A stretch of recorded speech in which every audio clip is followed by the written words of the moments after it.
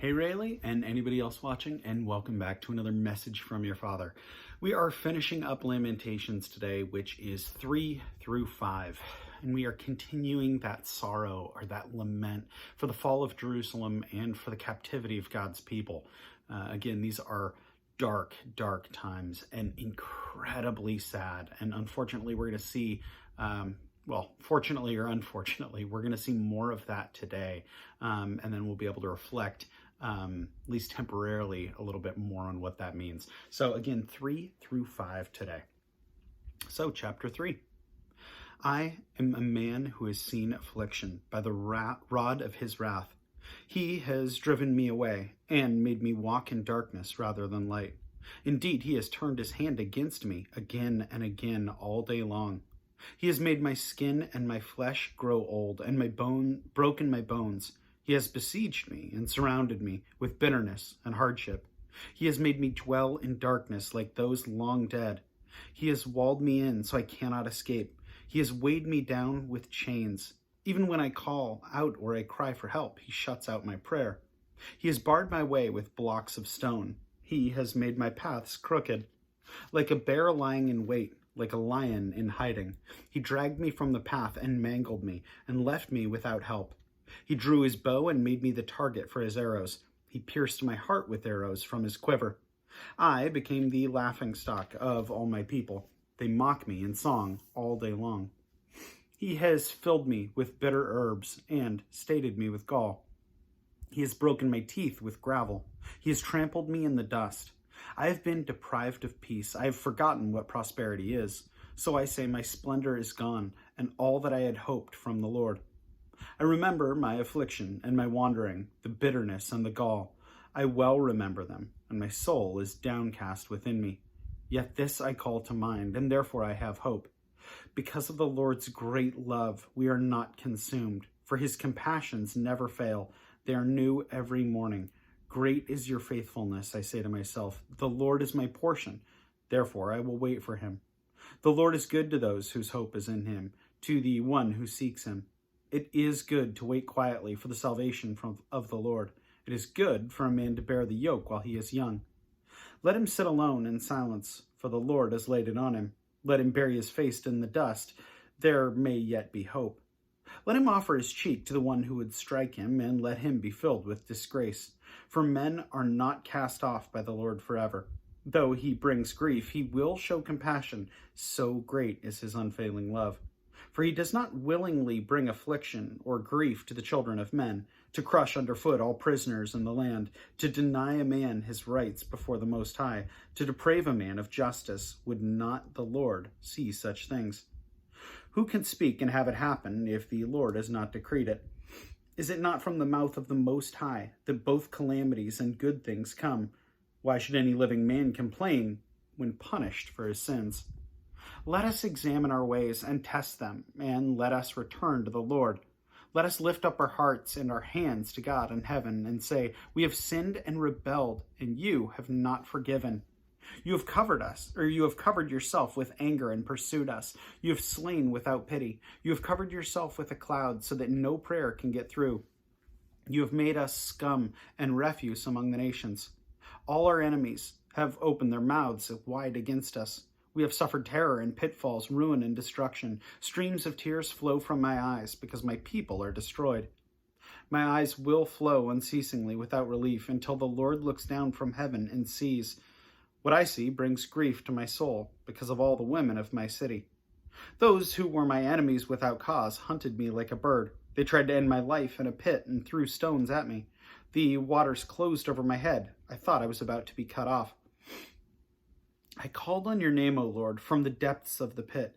You heard my plea. Do not close your ears to my cry for relief. You came near when I called to you, and you said, do not fear. O Lord, you took up my case. You redeemed my life. You have seen, O Lord, the wrong done to me. Uphold my cause. You have seen the depth of their vengeance, all their plots against me. O Lord, you have heard their insults, all their plots against me, what my enemies whisper and mutter against me all day long. Look at them, sitting or standing, they mock me in their songs. Pay them back what they deserve, O Lord, for what their hands have done. Put a veil over their hearts, and may your curse be on them. pursue them in anger and destroy them from under the heavens of the Lord. Chapter 4. How gold has lost its luster, the fine gold become dull, the sacred gems are scattered at the head of every street. How the precious sons of Zion, once worth their weight in gold, are now considered as pots of clay, the work of a potter's hands. Even jackals offer their breasts to nurse their young, but my people have become heartless, like ostriches in the desert. Because of thirst, the infant's tongue sticks to the roof of its mouth. The children beg for bread, but no one gives it to them. Those who once ate delicacies are destitute in the streets. Those nurtured in purple now lie on ash heaps. The punishment of my people is greater than that of Sodom, which was overthrown in a moment, without a hand turned to help her. Their princes were brighter than snow and whiter than milk, their bodies more ruddy than rubies, their appearance like sapphires. But now they are blacker than soot. They are not recognized in the streets. Their skin is shriveled on their bones. It has become as dry as a stick. Those killed by the sword are better off than those who die of famine. Racked with hunger, they waste away for lack of food from the field. With their own hands, compassionate women have cooked their own children, who became their food when my people were destroyed. The Lord has given full vent to his wrath. He has poured out his fierce anger. He kindled a fire in Zion that consumed her foundations.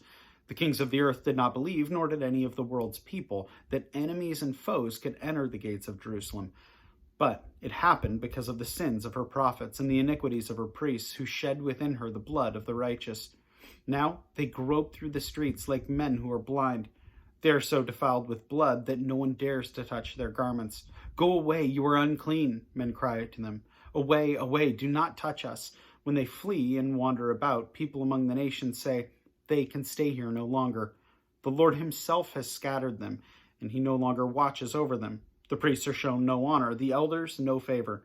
Moreover, our eyes failed, looking in vain for help. From our towers we watched for a nation that could not save us.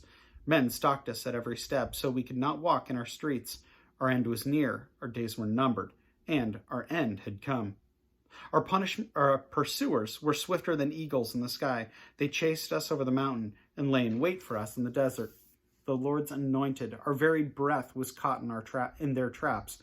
We thought that under his shadow we would live among the nations. Rejoice and be glad, O daughter of Zion, you who live in the land of Uz. But to you also the cup will be passed. You will be drunk and stripped naked. O daughter of Zion, your punishment will end. He will not prolong your exile.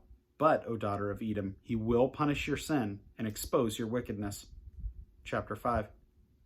Remember, O Lord, what has happened to us. Look and see our disgrace. Our inheritance has been turned over to aliens, our homes to foreigners. We have become orphans and fatherless, our mothers like widows. We must buy the water we can drink. Our wood can be had only at a price. Those who pursue us are at our heels. We are weary and find no rest. We submitted to Egypt and Assyria to get enough bread. Our fathers sinned and are no more, and we bear our punishment. Slaves rule over us, and there is none to free us from their hands. We get our bread at the risk of our lives because of the sword in the desert. Our skin is as hot as an oven, feverish from hunger. Women have been ravished in Zion, and virgins in the town of Judah. Princes have hung up their hands, elders are shown no respect. Young men toil at the millstone, boys stagger under loads of wood. The elders are gone from the city gate, the young men have stopped their music. Joy is gone from our hearts, our dancing is turned to mourning. The crown has fallen from our head. Woe to us, for we have sinned. Because of this our hearts are faint, because of these things which our eyes grow dim. From Mount Zion, which lies desolate, with jackals prowling over it. You, O Lord, reign forever. Your throne endures from generation to generation. Why do you always forget us? Why do you forsake us so long? Restore us to yourself, O Lord, that we may return. Renew our days as of old, unless you have utterly rejected us and are angry with us beyond measure. That is a incredibly sobering book, and I know that it's almost impossible to see the full picture of what the people are going through. And yet, in Lamentations, we still see the recognition of their own sin and what they have done and how they have strayed away from God.